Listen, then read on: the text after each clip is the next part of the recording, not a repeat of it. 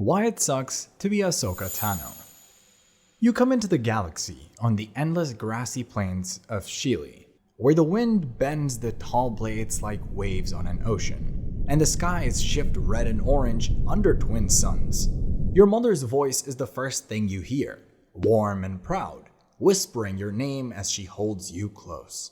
The blue and white markings on your skin are rare, striking, beautiful. To her, they're a blessing, but to the galaxy beyond the fields, they're just decoration, hiding something much more dangerous. Because in you, the Force stirs, strong and wild, too powerful to stay hidden for long. At just 3 years old, your world ends. Jedi Master Plo Koon arrives on Shili, his mask and goggles reflecting the fiery sky.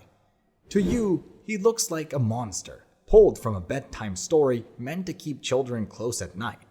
But when he kneels and speaks, his voice is gentle, reassuring, almost kind.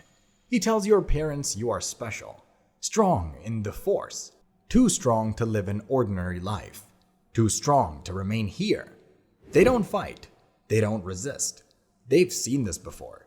Children taken, never returned. Shili has always lost its young to the Jedi, and now it's your turn. There is no farewell ceremony, no chance to cling to your mother's arms, no time to run through the plains one last time. You're placed on a cold starship, the world of your birth shrinking in the viewport until it vanishes into nothing. You'll never see it again, and you're too young to understand it, but that's the first lesson of your life. The galaxy doesn't care what you love. The next chapter of your life is the Jedi Temple on Coruscant, a fortress of towers and marble halls that seems designed to intimidate even children. You're one among thousands, stripped of family, stripped of your name, stripped of the life you might have had. You're told that love is weakness, that attachment is forbidden, that fear is failure. The chants of the code echo through the temple day after day until you start to repeat them in your sleep. But still, in the quiet moments, you ache for the mother you lost, for the family you barely remember. Training is relentless. You spar against remotes until your arms burn. You memorize texts older than the Republic itself. You run obstacle courses blindfolded, guided only by the Force. You learn to fight before you even know who you are. Because the Jedi don't raise children, they forge weapons. By the time you're 14, the Council decides you're ready for a master. And not just any master. They give you Anakin Skywalker, the reckless knight who wins every battle by either brilliance or blind luck. And sometimes both. He doesn't want you. You're too young, too talkative, too headstrong.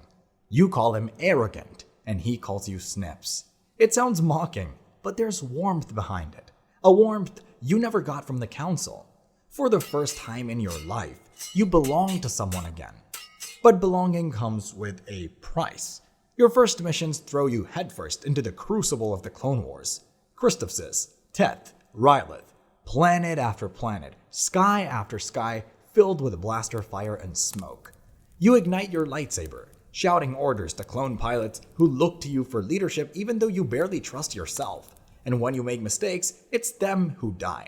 At Rylith, you disobey direct orders, certain you can win. You charge in, stubborn and brave, and in the blink of an eye, your entire squadron is gone.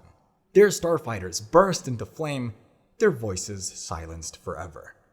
You return to the hangar, shaking, devastated. Anakin puts a hand on your shoulder, tells you this is what war does, tells you the guilt will never go away. But deep down you know the truth. It wasn't just war, it was you. And that weight never leaves. From then on, every battle leaves a scar. You cross blades with Grievous, and when his clawed hands nearly crush you, you realize there's nothing noble about survival. It's just messy, desperate, brutal luck. You fight Ventress, her laughter chasing you through the dark like the echo of every mistake you've made. You outwit Cad Bane, and though you win, you can't shake the image of those red eyes studying you, calculating the price on your head. And sometimes it's not even enemies that break you. It's the galaxy burning your lungs, alien beasts tearing at your skin, disease curling like fire through your veins. You survive all of it. Somehow, you always survive. But living isn't the same thing as surviving. And slowly, piece by piece, the war begins to strip away the ideals the Jedi stuffed into you as a child. Because if compassion is forbidden, then why is it the only thing keeping your master from falling apart? If Jedi are guardians of peace, then why do you command soldiers to their deaths like any other general? If you value life, then why does every mission cost you more of it? And in your quietest moments, you whisper the thought you should never admit. Maybe the Jedi have already lost their way. And then comes the day that proves you right. A bomb detonates in the Jedi Temple itself. Smoke and bodies fill the halls you once trained in. A woman is arrested. She confesses, but before the truth can be uncovered, she's murdered in her cell. The evidence points to you. The council doesn't hesitate. They strip you of your braid, strip you of your title, strip you of the only home you've ever known. They hand you to the Republic to stand trial, to face execution. You're hunted through Coruscant's undercity like a criminal. Your name spat like poison. At the trial, the truth finally emerges. It was Barriss Offee, your friend, your fellow Padawan. She framed you because she saw the same corruption you saw and wanted the galaxy to see it too. You're acquitted. Your name cleared. The council tells you it was all part of a great test. They invite you back, smiling as if nothing ever happened. But you've had enough. You look into Yoda's ancient eyes and see nothing but betrayal. You walk away from the temple. You walk away from the order. You walk away from the only family you've ever known. And the worst part is, Anakin is following you to the steps, begging, pleading for you to stay. But you don't. You keep walking. Coruscant becomes the place not of your training, but of your betrayal. Time passes. The war burns hotter. You wander in exile, nameless, rootless, drifting from one shadow to the next, until one last call drags you back. The Siege of Mandalore. Mandalore is fire and ruin. Streets blaze with blaster bolts, buildings collapse in dust and ash, and in the middle of it all stands Darth Maul, waiting. You fight him, not as a Padawan anymore, but as a warrior hardened by years of war and loss. You win. You capture him. But victory means nothing, because the real enemy isn't here. The real enemy is your own army. Order 66 falls. Rex, Jesse, Vaughn, brothers who fought beside you, laughed with you, trusted you, turned their rifles on you in a heartbeat. You save Rex, tear the chip away from his brain, but the rest fall around you. When it's over, you stand in silence above a graveyard of clones, their helmets lined in the dirt like ghosts staring back at you. Mandalore becomes the place where everything shatters. Not just the war, not just the Jedi, but you. From there, you vanish. You hide in shadows. You whisper to rebels. You fight because you don't know how to do anything else. And one day, you face the enemy you swore you'd never see again. Darth Vader. His blade crashes against yours, his voice in a metallic snarl. The fight is brutal, merciless, and then his mask cracks.